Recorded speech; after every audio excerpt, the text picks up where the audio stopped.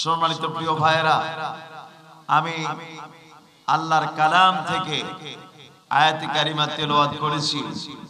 আল্লাহ পাক এই আয়াতে কারিমায় তিনি ঈমানদারদেরকে ডেকে বলেছেন।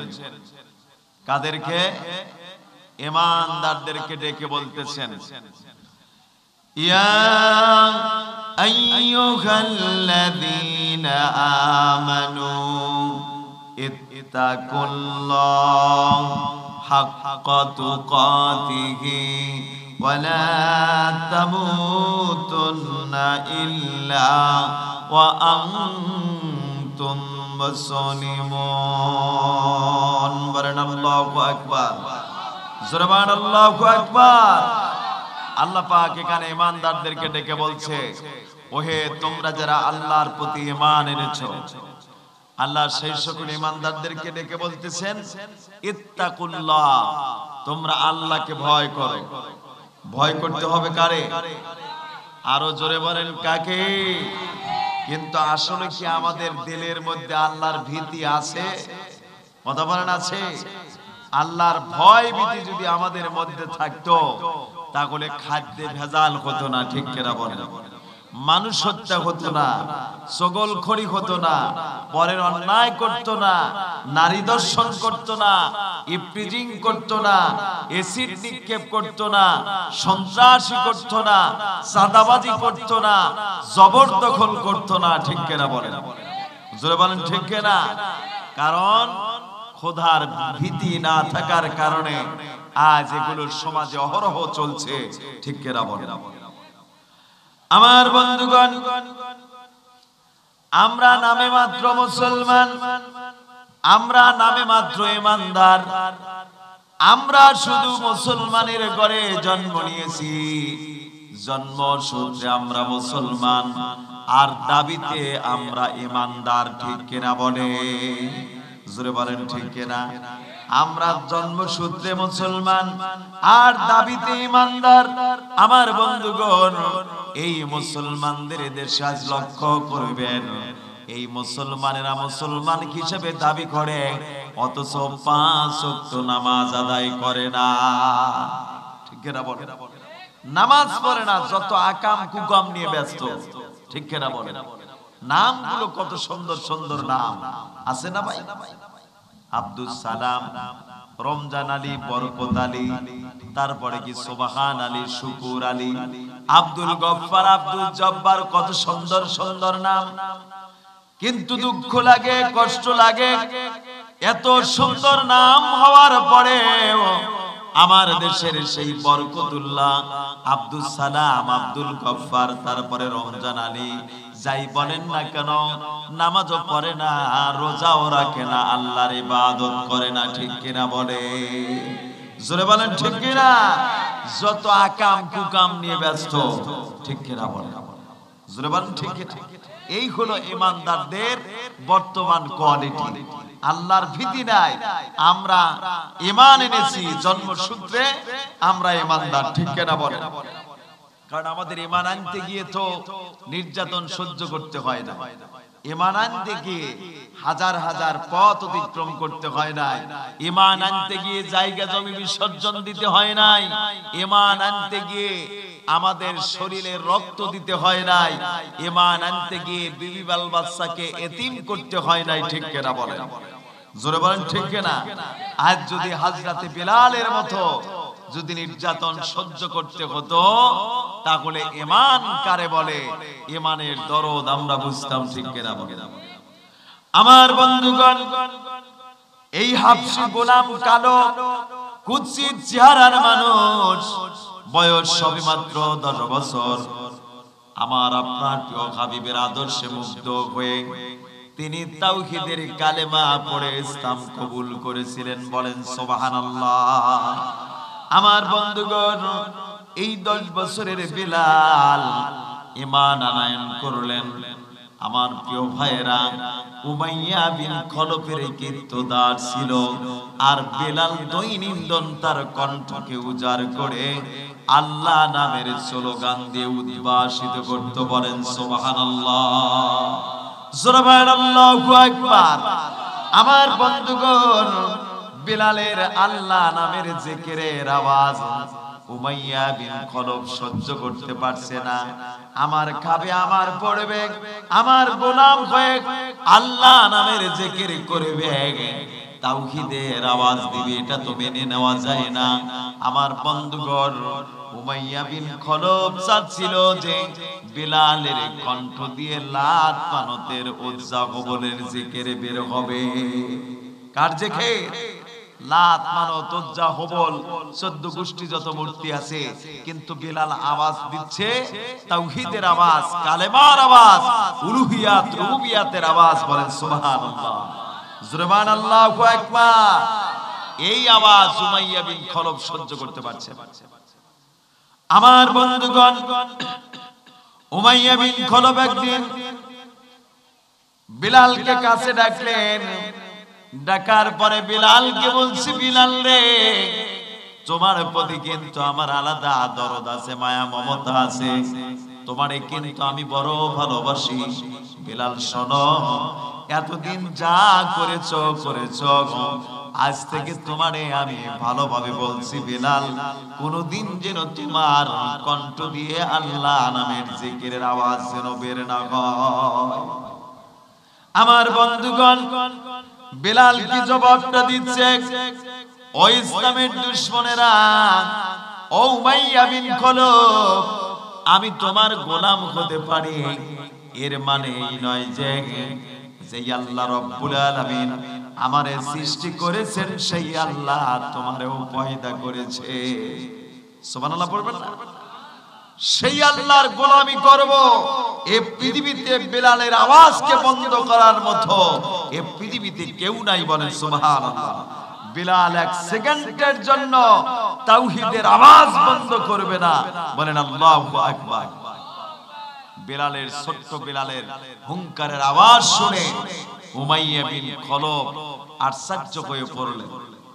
এই ছোট্ট বিলালের এত আওয়াজ, এত দাবত, এত তাওহীদের আওয়াজ দিয়ে আমাদেরকে মাটির সঙ্গে মিশিয়ে দিতে চায়।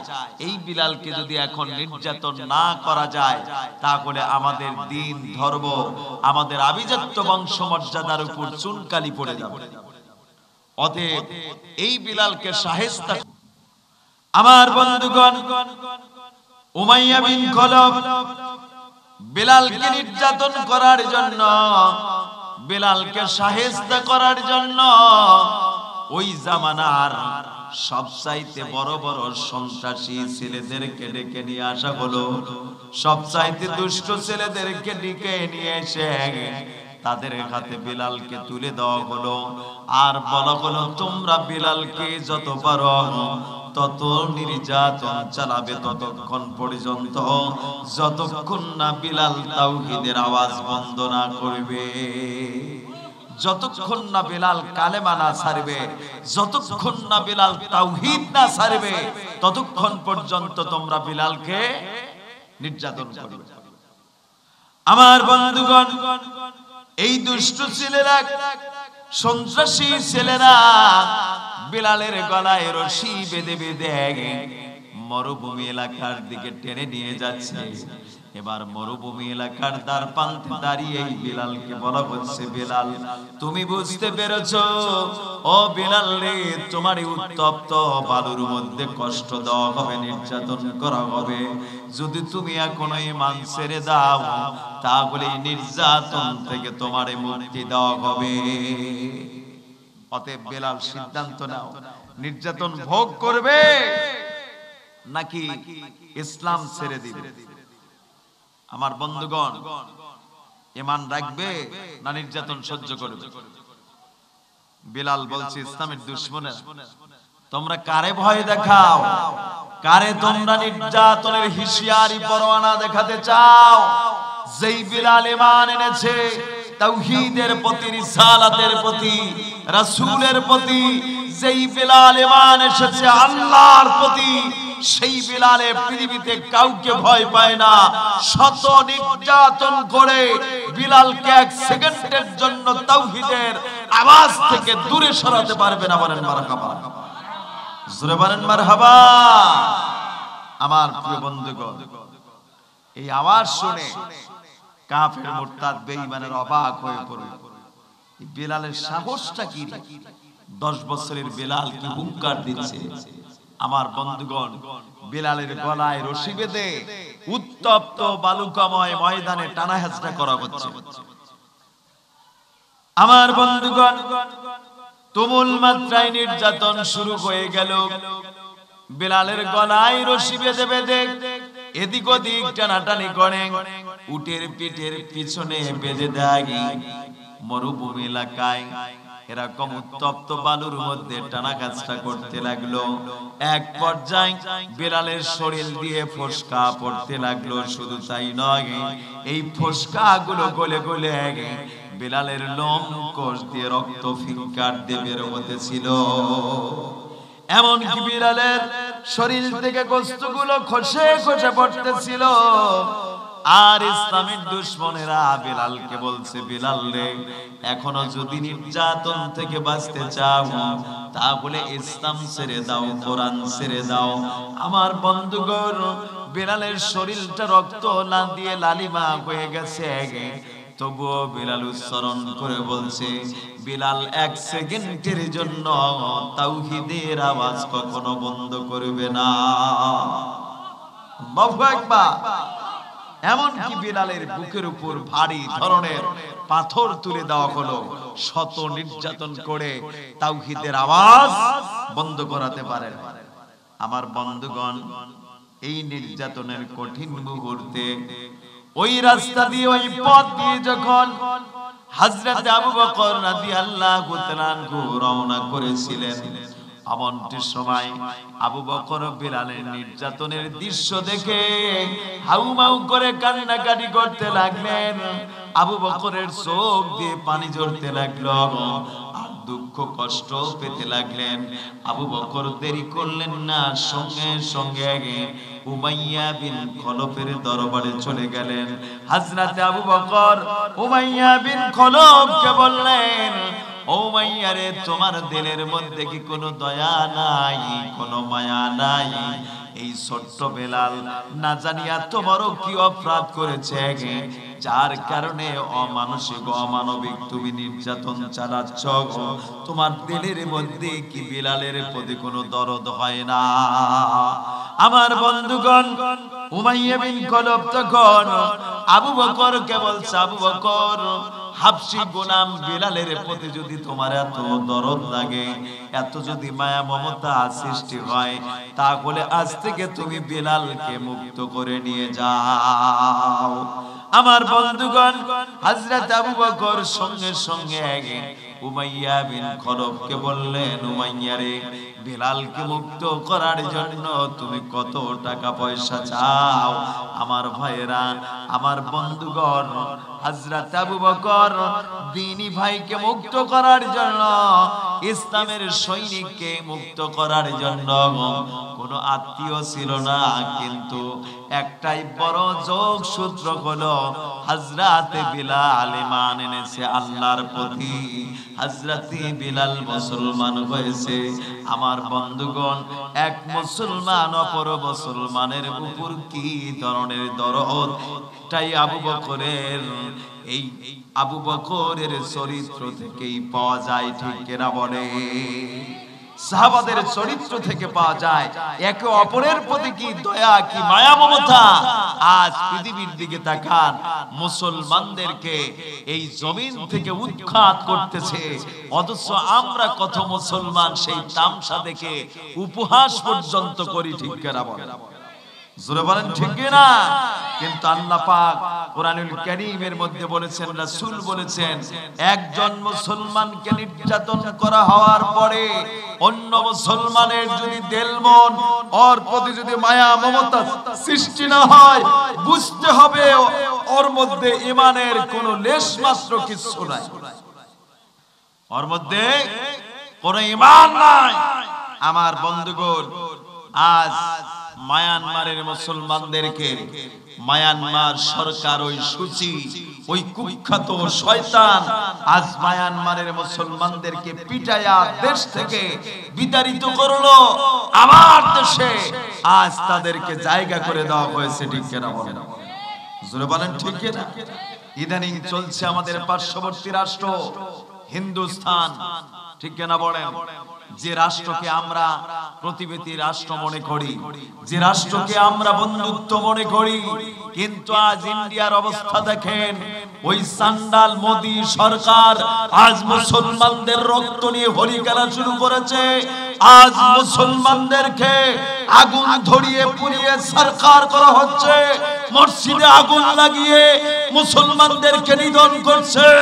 এই চিত্র, এই দৃশ্য দেখে কখনো গোটা পৃথিবীর মুসলমান ঠিক থাকতে পারে না, ঠিক কিনা বলে? জোরে বলেন ঠিক কিনা? আমরা মোদিকে ধিক্কার জানাই। ওই লম্পট চরিত্রহীন আজ গোটা ভারতবর্ষে মুসলমানদের উপর নির্যাতন শুরু করে দিয়েছে, ঠিক কিনা বলে?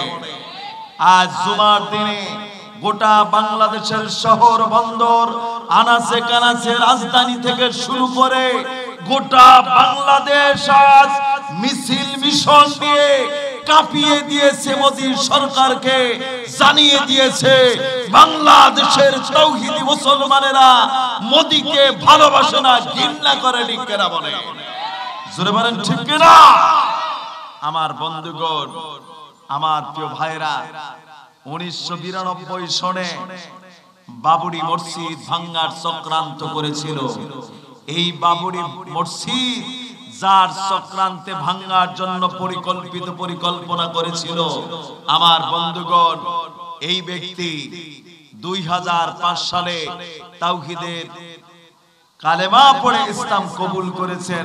শুধু তাই নয়, বাবরি মসজিদ ভেঙে ফেলেছিল। কতগুলো? 90টা ইট ভেঙেছে।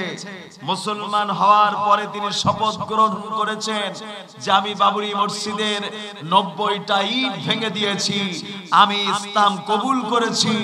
আমার মিশন ভীষণ হলো এই পৃথিবীতে 90টার বেশি মসজিদ আমি নির্মাণ করে দেব। বলেন মারহাবা, জোরে বলেন মারহাবা। আর সেই বাবরি মসজিদ 550 বছরের মুসলমানদের ঐতিহ্যের মসজিদ, আজ মোদীর সরকার জোর করে সেখানে রাম মন্দির প্রতিষ্ঠিত করতে চায়, ঠিক কিনা বলেন? তোমরা মসজিদ ভাঙো নাই, তোমরা ভেঙেছো গোটা পৃথিবীর মুসলমানদের কলিজা তোমরা ভেঙে ছারখার করে দিয়েছো। আমার বন্ধুগণ, আজ তোমরা মুসলমানদের গায়ে আগুন দাও নাই, তোমরা গোটা বিশ্বের মুসলমানদের কলিজায় আগুন লাগিয়ে দিয়েছো। এই আগুন কিন্তু নিবানো সম্ভব অতি সহজ না। আমার বন্ধুগণ, আমার প্রিয় ভাইরা, আজ আমরা মুসলমান কোন দিকে দেখেন? যারা প্রকৃত ঈমানদার একজন অপর মুসলমানের প্রতি তাদের দরদ, এমনকি সবকিছু বিসর্জন দিতেও প্রস্তুত থাকে, ঠিক কিনা বলেন? আমার বন্ধুগণ, হযরত আবু বকর সিদ্দিক রাদিয়াল্লাহু তাআলা আনহু উমাইয়া বিন খলফকে বললেন, উমাইয়া রে, বিলালকে মুক্ত করার জন্য তুমি কত টাকা পয়সা চাও? আমার প্রিয় ভাইরা, উমাইয়া বিন খলফ চালাকি করলো, আমি আবু বকরের কাছে বেশি অঙ্কের টাকা চাবো, যাতে করে আবু বকর এই বিলালকে যেন মুক্ত না করতে পারে। আমার প্রিয় ভাইরা, এই ভেবে চিন্তা করে উমাইয়া বিন খলফ আবু বকরকে বললেন, আবু বকর, তুমি যদি সত্যি বিলালকে আজাদ করতে চাও, মুক্ত করতে চাও, তাহলে এত দিরহাম তোমারে দিতে হবে। আমার প্রিয় ভাইরা, হযরত আবু বকর উমাইয়া বিন খলফকে বললেন না যে একটু কমাও বা কমাতে হবে। আমার বন্ধুগণ, বাড়িতে চলে গেলেন। বিলালকে মুক্ত করার জন্য নিজের ঘর বাড়ির কোনো মায়া মমতা করলেন না, টাকা পয়সার কোনো দরদ করলেন না, জমি জমার কোনো আপনার মোহাব্বত করলেন না। বাড়িঘর যা ছিল সব বিক্রি করে বিলালের জন্য টাকা পয়সা গুলো জোগাড় করলে। আল্লাহু আকবার। আমার বন্ধুগণ, হযরত আবু বকর টাকাগুলো সংগ্রহ করে উমাইয়া বিন খলফের দরবারে চলে গেলেন। উমাইয়া বিন খলফকে বললেন, উমাইয়া রে, এই নাও তোমার মুহাব্বতের টাকা পয়সা গুলো বুঝে নাও, আর আজ থেকে তুমি বিলালকে চিরমুক্ত করে দাও। সুবহানাল্লাহ বলেন। আমার বন্ধুগণ, উমাইয়া বিন খলব বিলালকে মুক্ত করে দিয়ে মুস্কি মুস্কি হাসি দিয়ে বলছে, আবু বকর, আমি মনে করেছিলাম যে তুমি বয়োজ্যেষ্ঠ মানুষ, তোমার হয়তো বুদ্ধি শুদ্ধি বেশি, কিন্তু আবু বকর আমি দেখতে পেরেছি আবু বকর তোমার চাইতে বোকা মানুষ আল্লাহর জমিনে কেউ নাই। আবু বকর বলো তো, এই কালো কুৎসিত চেহারার হাবশী গোলাম বিলালকে মুক্ত করে তোমার কি লাভটা হবে? আমার প্রিয় ভাইরা, হযরত আবু বকর চোখের পানি ফেলে উমাইয়া বিন খলবকে বলছে, উমাইয়া রে, এই বিলালের সম্মান ইজ্জত যদি তুমি জানতে, তাহলে কোনোদিন তুমি বিলালকে নির্যাতন করতে না। আল্লাহ রাব্বুল আলামিন বিলালের সম্মান ইজ্জত জান্নাতুল ফিরদাউস পর্যন্ত, আল্লাহ তাআলার আরশে আজিম পর্যন্ত বিলালের সম্মান ত্বরান্বিত করেছে। এই সম্মান যদি তুমি জানতে, নির্যাতন করতে না, বিলালকে কষ্ট দিতে না, বিলালকে কদম মুচি করতে, বিলালকে সম্মান করতে, আমার বন্ধুগণ বিলালের সম্মান কিন্তু কম না। আমার ভাইরা, আরশে আজিম পর্যন্ত আমার নবীজি, এই মাসটা বর্তমান চলছে রজব মাস। কি মাস? কথা বলেন কোন মাস? রজব মাস। আমার আপনার প্রিয় হাবিব রজব মাসের যখন চন্দ্র পশ্চিম দিগন্তে উদিত হতো, আমার রাসূল সঙ্গে সঙ্গে দোয়া করতেন, আল্লাহুম্মা বারিক লানা ফি রজব ওয়া শাবান ওয়া বাল্লিগনা রমাদান।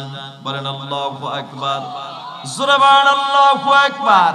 আমার বন্ধুগণ, এই রজব মাসে আমার আপনার প্রিয় হাবিব জনাবে মুহাম্মদুর রাসূলুল্লাহ সাল্লাল্লাহু আলাইহি ওয়াসাল্লাম তিনি মিরাজ পরিভ্রমণ করেছিলেন। ঠিক কিনা বলেন? জোরে বলেন ঠিক কিনা? আমার বন্ধুগণ, জিবরাইল আলাইহিস সালাতু ওয়াস সালাম সিদরাতুল মুনতাহা আরশে আজিমে নিয়ে রাসূলকে একটা জায়গায় রেখে আমার নবীকে বললেন, ইয়া রাসূলুল্লাহ, ইয়া হাবিবাল্লাহ, এই বর্ডার অতিক্রম করার ক্ষমতা আল্লাহ পাক আমারে দেন নাই। আপনি এখানে অবস্থান করেন, আল্লাহ পাক আপনাকে আল্লাহর কাছে নিয়ে যাওয়ার ব্যবস্থা করবে। বল সুবহানাল্লাহ। জিবরাইল নবীর কাছ থেকে বিদায় নিয়েছিলেন। অবন্তির সময় আমার রাসূল একা একা, নবী তখন একটু ভীতি সন্ত্রস্ত হতেছিলেন, ভীতিগ্রস্ত হয়ে পড়েছিলেন। অবন্তির সময় নবীর মনে হতেছিল, আমার সম্মুখ দিয়ে বিলাল চলাফেরা করছে, হাঁটাহাঁটি করছে। বলেন সুবহানাল্লাহ, সুবহানাল্লাহু আকবার। বিলালের সম্মান আল্লাহ পাক আরশে আজিম পর্যন্ত ত্বরান্বিত করেছেন। আমার বন্ধুগণ, যেই বিলাল এত নির্যাতন সহ্য করেছিলেন, কিন্তু বাতিলের কাছে এক সেকেন্ডের জন্য মাথা নত করে নাই। রক্ত দিয়েছেন, চামড়া দিয়েছেন, গোশত দিয়েছেন, তবু ইসলাম ছাড়েন নাই, কোরআন ছাড়েন নাই, ঈমান ছাড়েন নাই। আজ যদি এমন অবস্থায় ঈমানটা যদি এই অবস্থায় আমাদের আনতে হতো, তাহলে ঈমানের দরদ আমরা কিন্তু সবচাইতে ভালো বুঝতাম। ঠিক কিনা বলেন? কারণ আমরা তো ঈমান পেয়েছি এমনি এমনি, আমরা এমনি এমনি ঈমান পাই না। মুসলমান একজন ঘরে জন্ম নিয়েছি, জন্মসূত্রে মুসলমান, আর দাবিতে শুধু ঈমানদার। ঠিক কিনা বলেন? নামাজ পড়ি আর না পড়ি বলি আমি একজন সলিড এন্ড পিওর মুসলমান, এরকম বলি কিনা? কথা বলেন। তারপরে কি মানুষ হত্যা করি আর বলি আমি একজন মুসলমান, এটা হলো আমাদের পানের দাবি। ঠিক কিনা বলেন? জোরে বলেন ঠিক কিনা? ঈমান এনেছিলেন হযরত খাব্বাব রাদিয়াল্লাহু তাআলা আনহু। কি ঈমানি পরীক্ষা চলেছিল আমার খাব্বাবের উপর, তাওহীদের কারণে, ইসলামের কারণে। আমার বন্ধুগণ, লোহার শিকাগুলো আগুনে, জ্বলন্ত আগুনের মধ্যে পোড়ায়া পোড়ায়া এই লোহার শিকাগুলো যখন লালিমা ধারণ করত, আর বিলালের শরীরে এই ক্ষতবিক্ষত লোহার শিকাগুলো দিয়ে আঘাত করত, আর তার শরীরে এমন ভাবে আঘাত করেছিল চামড়াগুলো পুড়ে গোস্ত পর্যন্ত দেবে হাড্ডির সঙ্গে মিলিত হয়েছিল। এমন কঠিন নির্যাতন সহ্য করেছিল, কিন্তু খাব্বাব রাদিয়াল্লাহু তাআলা আনহু ইসলামের জন্য, কোরআনের জন্য, তাওহীদের জন্য এক সেকেন্ডের জন্য বাতিলের কাছে মাথা নত করে নাই। প্রয়োজনে জীবন চলে যাবে, ঠিক কিনা বলেন? জোরে বলেন ঠিক কিনা? ঈমান এনেছিলেন হযরতে আব্দুল্লাহ রাদিয়াল্লাহু তাআলা আনহু। ছোট্ট বালক, ছোটবেলায় বাবা ইন্তিকাল করলেন, চাচার অধীনস্থে লালিত পালিত হতেছিলেন আমার প্রিয় ভাইয়েরা।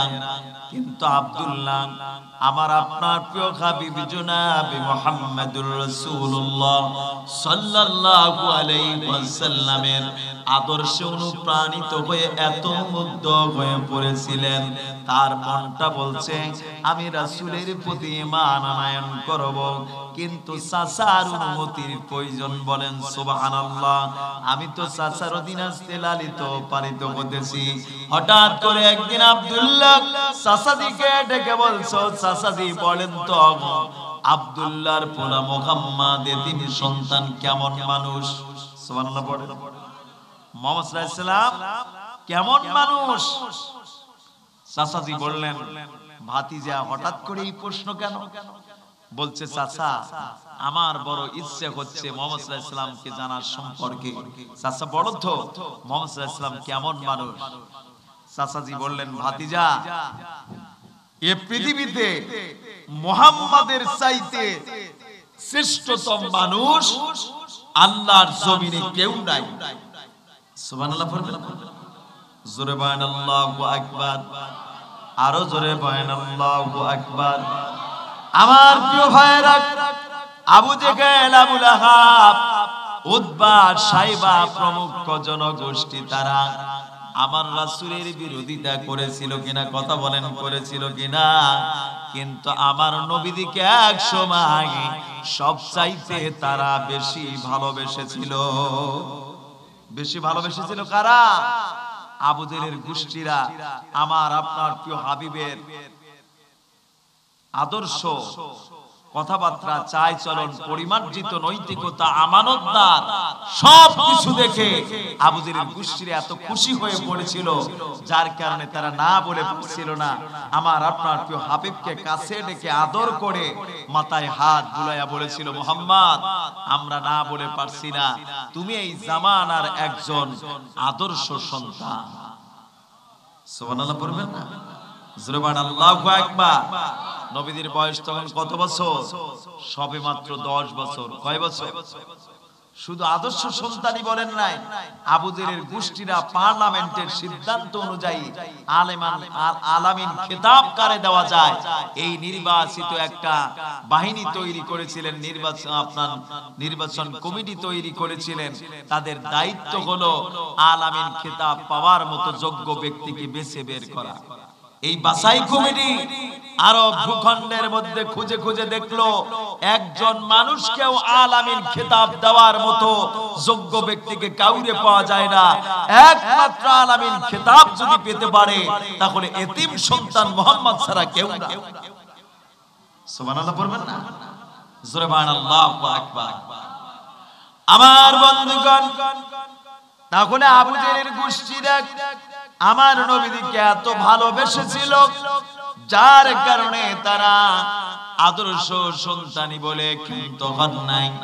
আমার নবীকে তারা কাছে রেখে আদর করে নিমন্ত্রণ পত্র জানিয়ে ফুলের মালা দিয়ে আমার নবীকে বরণ করে তারা এমন একটা খেতাব দিয়েছিল, ও মুহাম্মদ তুমি এই জামানার একজন শুধু আদর্শ হাবিবকে আলামিন বলেই ডেকেছিল। কত বছর? 40 বছর পরে যখন আল্লাহর কালাম কোরআন শরীফ নাজিল হয়ে গেল, আল্লাহর কোরআন যখন নাজিল হয়ে গেল, আমার আপনার প্রিয় হাবিব যখন এই কোরআনের দাওয়াত নিয়ে মানুষের কাছে প্রচার করতে লাগলেন, আবু জেহেলের গোষ্ঠীরা এত ভালোবাসতো, এত আদর করত, আল আমিন বলে ডেকেছিল 40টি বছর ধরে। এই কোরআনের দাওয়াত নিয়ে যখন নবীজি ময়দানে বের হয়ে পড়লেন, তখন আবু জেহেলের গোষ্ঠীরা আমার আপনার প্রিয় হাবিবের আল আমিন কিতাব কেড়ে নিচ্ছে। আমার নবীজিকে তখন এমন অপবাদ দেওয়া শুরু করলো, মুহাম্মদ পাগল, মুহাম্মদ জাদুকর, মুহাম্মদ বাকপটু, মুহাম্মদ লেজকাটা, মুহাম্মদ পিশাচ, এইভাবে করে কত ধরনের মিথ্যা তহমত দিয়ে নবীদের আল আমিন কিতাব তারা ক্যান্সেল করে দিল। আমার বন্ধুগণ, চাচাজি ভাতিজাকে বলছেন, মুহাম্মাদের চাইতে ভালো মানুষ আল্লাহর জমিনে কেউ নাই। ভাতিজা তখন চাচাজিকে বলছে, ও আমার চাচা রে, তোমার কাছে আমি প্রতিপালিত, আমি লালিত পালিত। আমার বন্ধুগণ, ভাতিজা তখন চাচাজিকে বলছে, চাচা, আমার দীর্ঘদিনের আশা, আমি এবং আপনি দুইজনে মিলে নবীদের হাতে হাত রেখে তাওহীদের কালেমা পড়ে ইসলাম কবুল করব। চাচা, আপনি এত ভালো সার্টিফিকেট দিলেন, চলেন আর দেরি না করে আমরা মুহাম্মদ সাল্লাল্লাহু আলাইহি ওয়াসাল্লামের দরবারে গিয়ে তাওহীদের কালেমা পড়ে মুসলমান হয়ে যাই। বলেন সুবহানাল্লাহ। আমার বন্ধুগণ, চাচাজি তখন ভাতিজাকে চোখ রাঙিয়ে, চোখ বড় বড় করে বলছে, ও ভাতিজা, যা বলেছো খবরদার, খবরদার, একবার বলেছো দ্বিতীয়বার বলার কোনো সাহস করবে না। মুহাম্মদ ভালো মানুষ, কিন্তু মুহাম্মদ যে দ্বীনের দাওয়াত দেয়, এটা আমরা কখনোই সহ্য করতে পারি না। মুহাম্মদ যে কালেমার দাওয়াত দেয়, ইসলামের দাওয়াত দেয়, এটা আমরা সহ্য করতে পারি না, কিন্তু মুহাম্মদ যতই ভালো। আমার বন্ধুগণ, ভাতিজা বুঝতে পারলেন, আমি বুঝতে পেরেছি চাচা, মুহাম্মদ ভালো মানুষ, ভালো মানুষ ভালো জিনিসের দাওয়াত দেয়। সুবহানাল্লাহ পড়েন। ভালো মানুষ ভালো ইসলামের দাওয়াত দিচ্ছে, কোরআনের দাওয়াত দিচ্ছে, যার মধ্যে কোনো ভেজাল নাই। চাচা, আমি তোমাকে সাক্ষী রেখে ঘোষণা দিচ্ছি, লা ইলাহা ইল্লাল্লাহু মুহাম্মাদুর রাসূলুল্লাহ। পড়ি সাল্লাল্লাহু আলাইহি ওয়াসাল্লাম। চাচাজি তখন ভাতিজাকে বলছে, ভাতিজা, এর পরিণামে তোমার অবস্থা কি হবে একটু চিন্তা করে দেখেছো? ভাতিজা বলছে, যা খবর তাই হবে, ও টেনশন আমি করি না। সুবহানাল্লাহ পড়বেন। চাচাজি তখন বলছে, ভাতিজা, তুমি বিশাল সম্পত্তির মালিক, সমস্ত সম্পত্তি থেকে তোমারে বঞ্চিত করা হবে, এমনকি আজোয়া খেজুরের বাগান, বড় বড় আপনার বাবলা ভিটা, এগুলো থেকে সব তোমারে বঞ্চিত করা হবে, এমনকি বাড়িতে কোনো জায়গা পাবে না, বাড়ি থেকে বের হতে হবে। ভাতিজা তখন বলছে, যা করবেন তাতেই রাজি আছি। সুবহানাল্লাহ পড়বেন না? জোরে বলেন আল্লাহু আকবার। আমার বন্ধুগণ, চাচাজি তখন ভাতিজাকে বলছে, এই মুহূর্তে বাড়ি থেকে বের হয়ে পড়ো। আমার বন্ধুগণ, ভাতিজা বীরের মতো চাচাজির দরবার থেকে বের হয়ে পড়লেন, রওনা করলেন ঘেটে ঘেটে। অমনটি সময় পিছন দিক থেকে চাচাজি ভাতিজাকে ডেকে বলছে, ও ভাতিজা, একটু দাঁড়াও। আমার বন্ধুগণ, ভাতিজা দাঁড়িয়ে গেলেন, আব্দুল্লাহ দাঁড়িয়ে গেলেন। এবার চাচাজি আব্দুল্লাহকে বলছে, আব্দুল্লাহ, তোমার পরনে যে লুঙ্গি আছে আর গায়ে যে জামা আছে, এগুলো সব আমার টাকা দিয়ে ক্রয় করে দিয়েছি, সব খুলে তোমারে উলঙ্গ হয়ে চলে যেতে হবে। আমার বন্ধুগণ, ভাতিজা তখন গায়ের জামাটা খুলে চাচাজির দিকে নিক্ষেপ করে দিলেন, লাও তোমার মহব্বতের কাপড়গুলো বুঝে নাও। এবার গায়ের জামাটা খুলে আকাশের দিকে মুখ করে আল্লাহর কাছে দোয়া জানাতে লাগলেন, হাসবুনাল্লাহু ওয়া নি'মাল ওয়াকিল, নি'মাল মাওলা ওয়া নি'মান নাসির। আমার বন্ধুগণ, ও আমার আল্লাহ, তুমি আমার উত্তম সাহায্যকারী, তুমি আমার উত্তম অভিভাবক। এই পৃথিবীতে আজ থেকে তুমি ছাড়া আমার কেউ নাই। এইভাবে আল্লাহর দরবারে ফরিয়াদ করে বলছে, আল্লাহ গো, ঈমান আনার কারণে আমার চাচাজি সম্পত্তি থেকে বঞ্চিত করলো, ঘর বাড়ি থেকে বঞ্চিত করলো, পরনের লুঙ্গি পর্যন্ত খুলে নিতে চায়। আল্লাহ, আমি জামা খুলে দিয়েছি, পরনের লুঙ্গি খুলবো। আল্লাহ, আমি তোমার দরবারে মামলা করলাম, হাসরের ময়দানে মামলা আর চিত্র দেখিয়ে দিও। আমার বন্ধুগণ, এই বলে ভাতিজা পরনের লুঙ্গিটা খুললেন, একটি হাত দিয়ে লজ্জায় স্থানের উপর হাত মেরে দৌড়াতে লাগলেন মায়ের কাছে। বলেন সুবহানাল্লাহ। আমার বন্ধুগণ, আব্দুল্লাহ দৌড় মারলেন মায়ের কাছে। মায়ের কাছে গিয়ে দরজায় দিয়ে একবার মা বলে যখন ডাকা শুরু করেছে, সঙ্গে সঙ্গে মা দরজা খুলে দিয়ে দেখতে পাচ্ছে আব্দুল্লাহ উলঙ্গ অবস্থা। মা সন্তানকে বলছে, মাসাদর, এমনটি কে করলো রে? পরনের লুঙ্গি খুলে নিও, গালের চাদরটা খুলে নিল। আমার বন্ধুগণ, সন্তান তখন মাকে বলছে, মা, ইসলাম কবুল করার কারণে, তাওহীদ গ্রহণ করার কারণে চাচাজি সব থেকে বঞ্চিত করলো, এমনকি পরনের লুঙ্গি পর্যন্ত কেড়ে নিয়েছে। মা ইসলামের জন্য সব দিতে রাজি ছিল, সব দিয়ে এসেছে। সুবহানাল্লাহ বলেন। আমার বন্ধুগণ, মা তখন ঘরের মধ্যে একটা চাদর দ্বিখণ্ডিত করে সন্তানের দিকে দিলেন আর বললেন, বাচ্চাদন, আল্লাহ কবুল করেছে। তুমি যখন আমার পেটে ছিলে, তোমার বাবা যখন জমিন থেকে বিদায় নিয়েছিল, তোমার চাচা আমাকে নির্যাতন করেছে। আমি সেই দিন থেকে ইসলাম কবুল করেছিলাম গোপনে, কেউ জানে না। আমি ফরিয়াদ করেছিলাম, আল্লাহ, তুমি আমার এই সন্তানকে ইসলামের জন্য কবুল করবে, রাসূলের জন্য মর্দে মুজাহিদ বানায় দিবে। বলেন আল্লাহু আকবার। আরো জোরে বলেন আল্লাহু আকবার। আমার বন্ধুগণ, চলে যাও বিশ্ব নবীর দরবারে।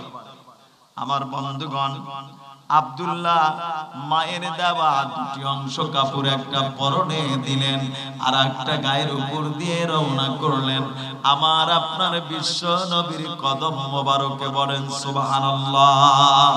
আব্দুল্লাহ নবীর দরবারে চলে গেলেন। মসজিদে নববীর মধ্যে ঢুকে পড়েছেন। উস্কো গুস্কো চেহারা, চুলগুলো এলোমেলো, মলিন চেহারা নিয়ে মাথা নিচু করে বসে আছে। অমনটি সময় আমার নবীদের নিদর্শন, আমার নবীদের দৃষ্টি পড়ে গেল আব্দুল্লাহর দিকে। দেখতে পারলেন একটা ছোট্ট ছেলে মাথা নিচু করে মনটা খারাপ করে বসে আছে।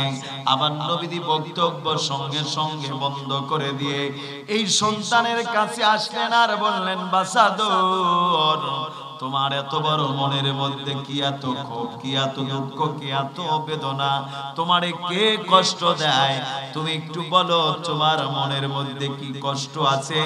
এতিম নবীর কাছে তুমি সব খুলে খুলে বলো।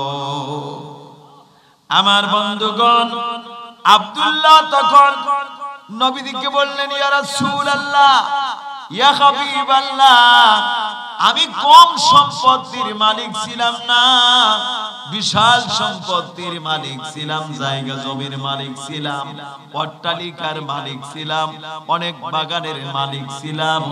কিন্তু ইয়া রাসূলুল্লাহ, ছোটবেলা আমার বাবা মারা যায়, আমি আমার চাচার অধীনস্থে লালিত পালিত হতেছিলাম। আমি যখন একদিন এইভাবে বড় হলাম, আমার চাচি বলেন তো, আখিরি জামানার পয়গম্বর বিশ্ব নবী কেমন মানুষ আমি তোমার কাছ থেকে দেখো না, কবরে কি যাইবা না, চিন্তা করে দেখো না, কবরে কি যাইবা না, আল্লাহ সারা ওই কবরে সঙ্গী সাথী পাইবা না, আল্লাহ সারা ওই কবরে রাসূল সারা পাইবা না, চিন্তা করে দেখো না কবরে কি যাইবা না, চিন্তা করে দেখো না কবরই তো ঠিকানা। একমাত্র কবর হলো আমাদের আসল জায়গা, আসল ঠিকানা। ঠিক কিনা বলেন? জোরে বলেন ঠিক কিনা? আমার বন্ধুগণ, কবিগণ কত আফসোস করেছেন, অথচ আমরা সেই কবরকে তুচ্ছ মনে করি, মৃত্যুকে আমরা তুচ্ছ মনে করি।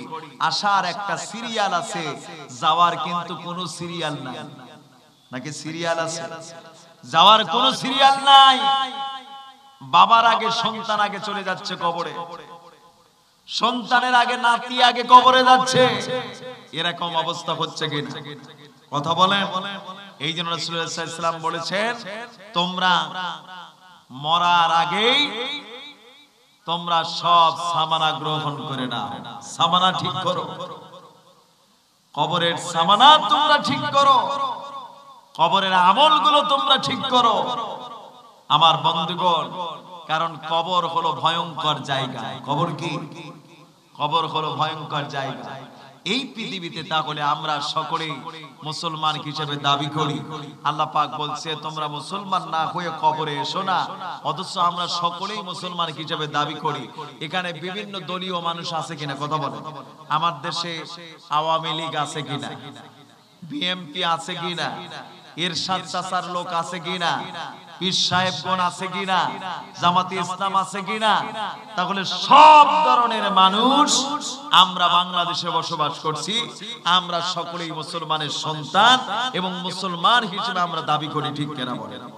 এমন কি লক্ষ্য করবেন, মানুষ হত্যা করে মুসলমান হিসেবে দাবি করে, তারপরে কি পরের অন্যায় করে মানুষ মুসলমান হিসেবে দাবি করে, খাদ্য ভেজাল দিয়ে মুসলমান হিসেবে দাবি করে। এক কথায় আমরা যে যাই করি না কেন, আমাদের প্রথম দাবি হলো আমরা মুসলিম, আমরা মুসলমান। ঠিক কিনা বলেন? আমার বন্ধুগণ, আমার প্রিয় ভাইয়েরা, এটা হলো আমাদের দুনিয়ার দাবি, আমরা মুসলমান। এই জন্য আল্লাহ রাব্বুল আলামিন বলেছেন, ও ঈমানদারেরা, খবরদার তোমরা মুসলমান না হয়ে মৃত্যুবরণ করো না, এই কবরের মধ্যে আসা যাবে না। আমার বন্ধুগণ, আমরা যখন দুনিয়ার সকলেই মরে যাব, আমরা সকলেই মুসলমান হিসেবে দাবি করছি। আল্লাহ পাক বলছে, বান্দারে সবার মুসলমান হিসেবে দাবি করছো, এই দাবি আমি মেনে নিতে রাজি নই। কে বলছে? আল্লাহ বলছে এই দাবি আমি মেনে নিতে পারবো না। আমি প্রমাণ করব, আমি সত্যায়ন করতে চাই, আমি স্যাটিসফাইড করতে চাই। কখন? যখন আমরা মরে কবরে যাব, এই কবরের মধ্যে আমার আপনার মুসলমানিত্ব সত্যায়ন করার জন্য কবরের মধ্যে কিন্তু তিনটি প্রশ্ন করা হবে। কয়টি প্রশ্ন?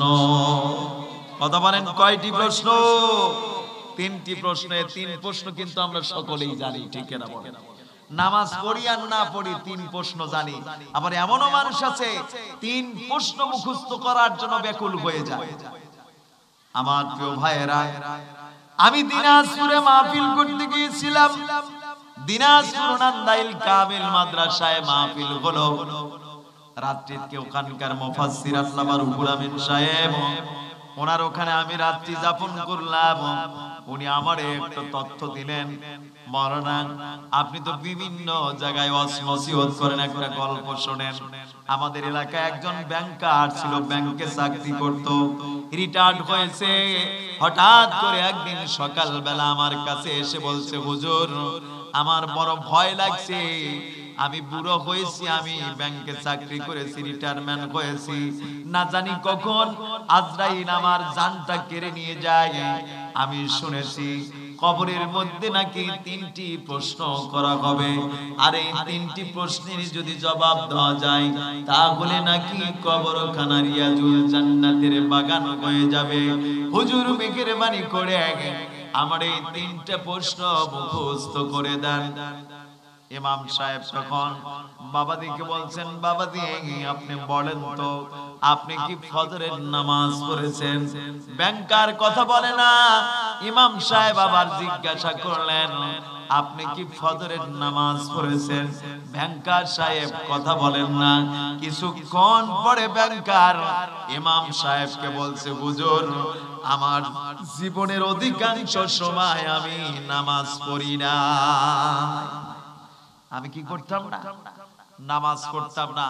এখন ইমাম সাহেব তখন ব্যাংকারকে বলছে, চাচাজি আপনাকে কে বলেছে তিনটি প্রশ্ন মুখস্থ করে আপনি কবরের মধ্যে নাজাত পাবেন, ফেরেশতার কাছে জবাব দিবেন? এই ভণ্ডামি বাদ দিয়ে আল্লাহর কাছে এই মুহূর্তে তওবা করে আজ থেকে নামাজ চালু করে দেন, হয়তোবা হতে পারে এটাই আপনার জন্য মুক্তি। সুবহানাল্লাহ পড়বেন না? তিন প্রশ্ন করে আল্লাহর হুকুম মানবেন না, আর কবরে যা তিন প্রশ্নের জবাব দিবেন, এ সাহস পেয়েছেন কোত্থেকে? আমার বন্ধুগণ, আমার প্রিয় ভাইরা, তাহলে কবরের মধ্যে আমার আপনার মুসলমানিত্ব সত্যায়ন করার জন্য তিনটি প্রশ্ন করবেন। এক নম্বর প্রশ্ন হলো, মার রব্বুকা, তোমার রব কি ছিল? ঠিক কিনা বলেন? এক নম্বর প্রশ্ন হলো, মার রব্বুকা, তোমার রব কে ছিল? আমার প্রশ্ন আপনাদের কাছে, আল্লাহ তাআলার কিন্তু অসংখ্য নাম আছে কিনা? রহমান, রহিম, সাত্তার, জব্বার, এভাবে করে অসংখ্য নামগুলো বিদ্যমান রয়েছে। কেনই বা আল্লাহ রব্বুল আলামিন কবরের মধ্যে মার রব্বুকা ব্যবহার করলেন? অন্য নামটা ব্যবহার করলে কি আল্লাহর সমস্যা ছিল? কথা বলেন, কোন সমস্যা ছিল? তাহলে কবরের মধ্যে কেন মার রব্বুকা ব্যবহার করলেন?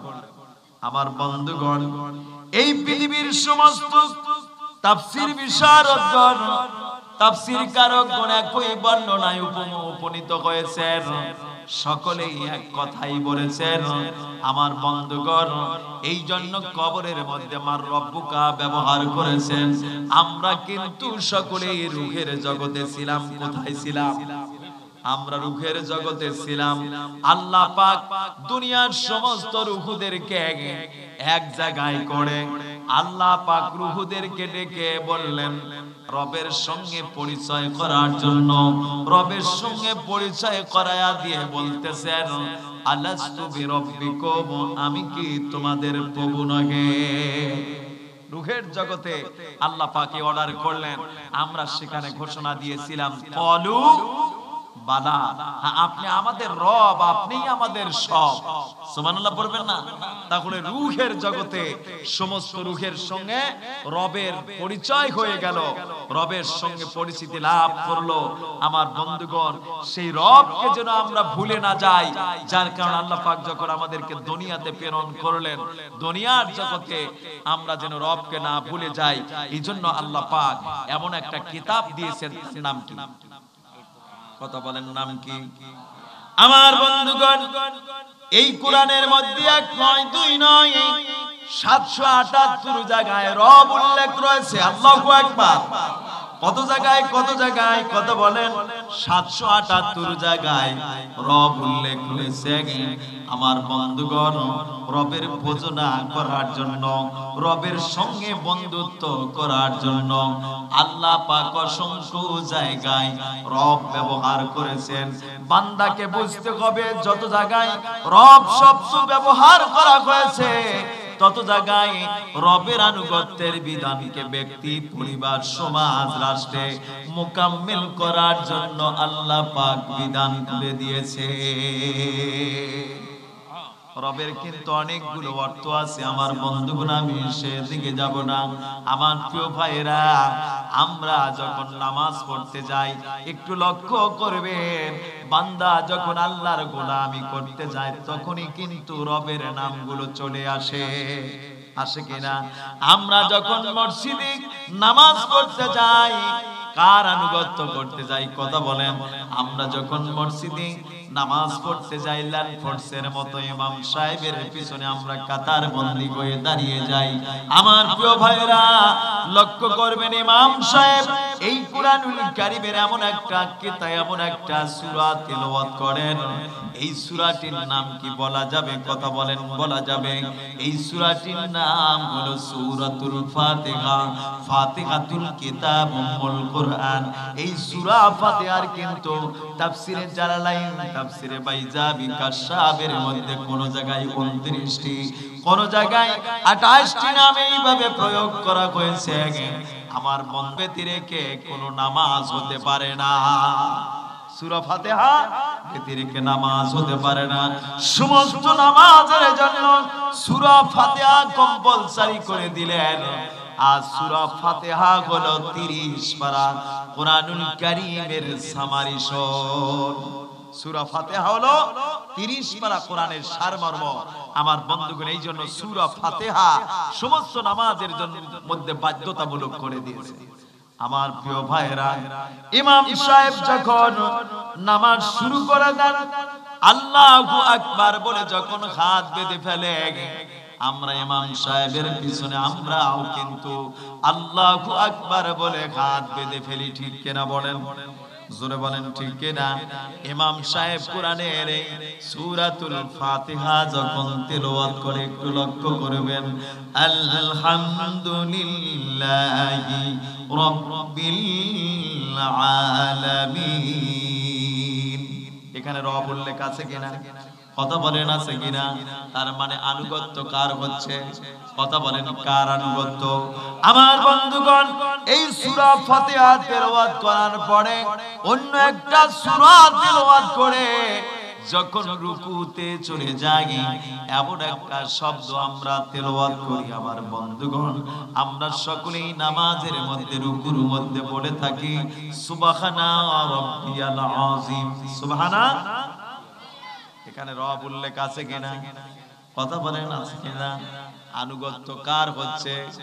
কার আইন মানা হচ্ছে? কথা বলেন, কার আইন? আমার বন্ধুগণ, এইভাবে করে যত জায়গায় আইন মানতে যাবেন, তত জায়গায় রবের নাম চলে আসে। আল্লাহু আকবার। আমার প্রিয় ভাইরা, যখন আমরা রুকু থেকে দাঁড়িয়ে যাই, তখন বলতে থাকি রব্বানা লাকাল হামদ, রব্বানা লাকাল হামদ। এখানে রব উল্লেখ আছে কিনা? কথা বলেন, আছে কিনা? আমার বন্ধুগণ, আইন মানা হচ্ছে কার?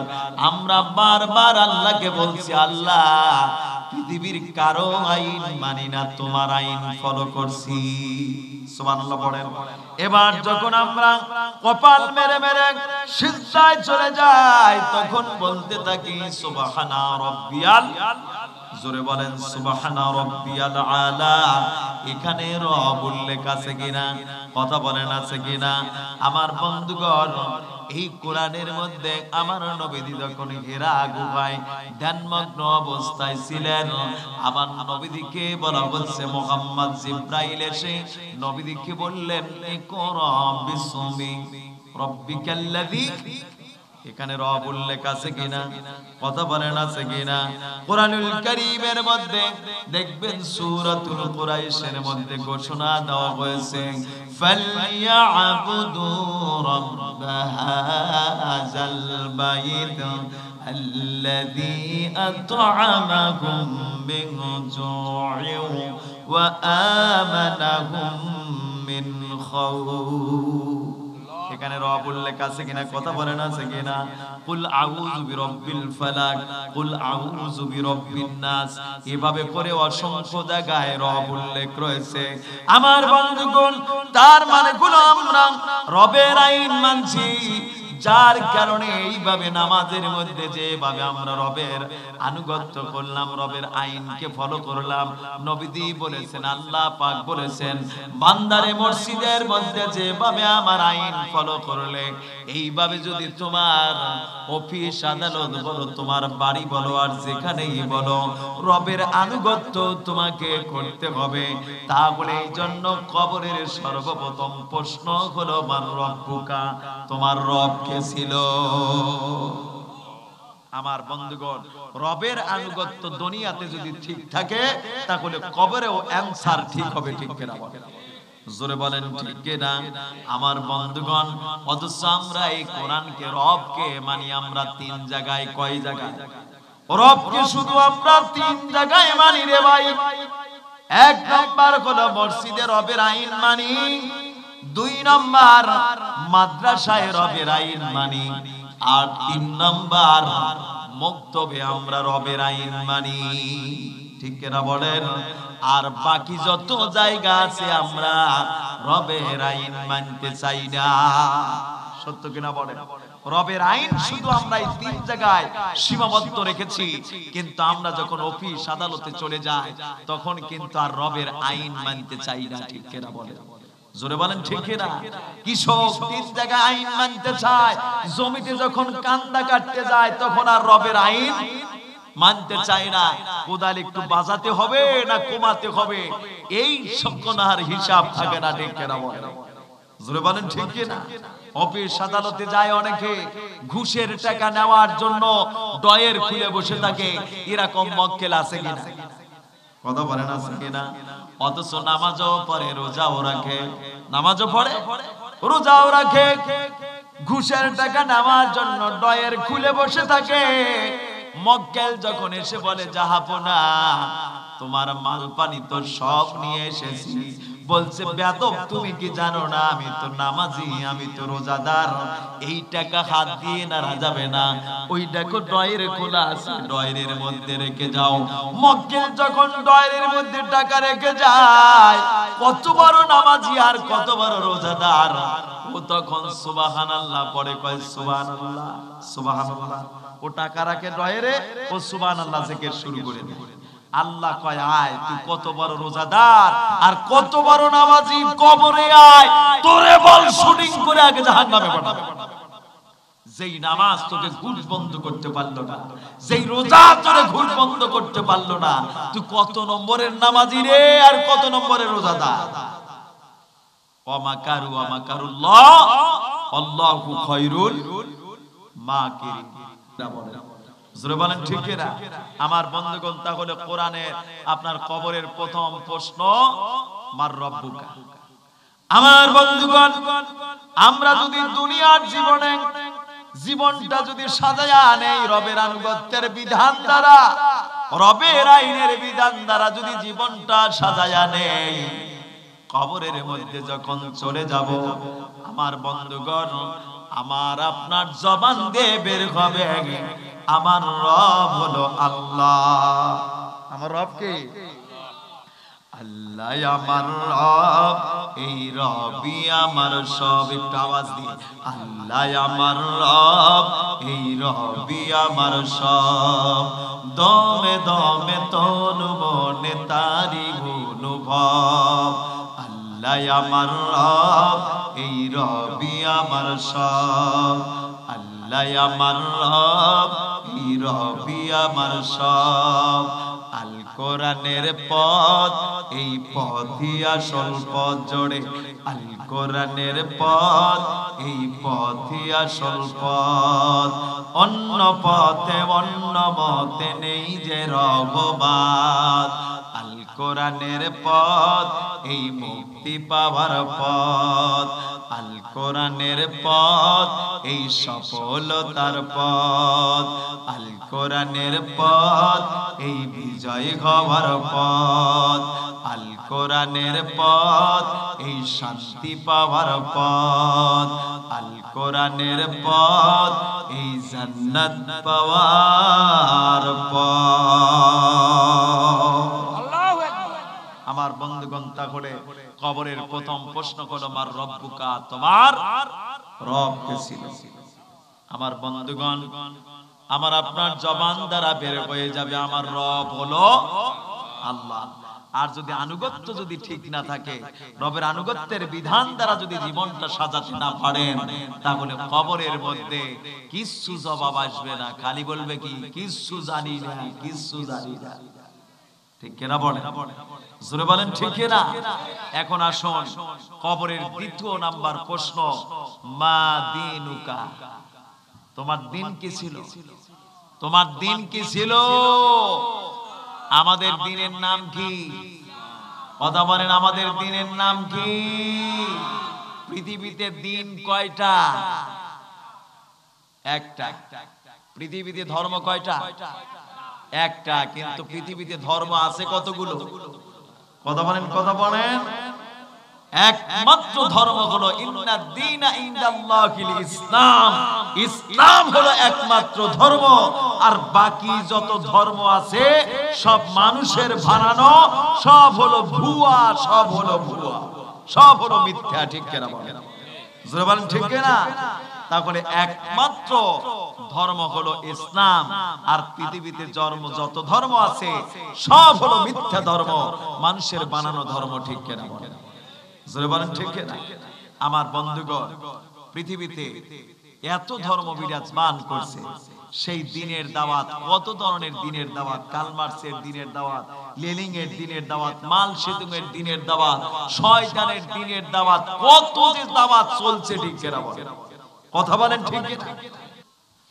আমার বন্ধুগণ, আল্লাহ রাব্বুল আলামিন এই জন্য আমার আপনার মুসলমানিত্ব সত্যায়ন করার জন্য কবরের মধ্যে কোন ধর্ম তুমি মেনেছিলে এটাকে সত্যায়ন করার জন্য দ্বিতীয় নাম্বার প্রশ্ন করা হচ্ছে, মা দিনুকা, তোমার দিন কি ছিল? আমার বন্ধুগণ, এই জন্য আল্লাহ রাব্বুল আলামিন বলেছেন, উদখুলু ফিস সিলমি কাফা, তোমরা ইসলামের মধ্যে পরিপূর্ণ দাখিল হয়ে যাও। ইসলামের মধ্যে পরিপূর্ণ দাখিল হয়ে যাও।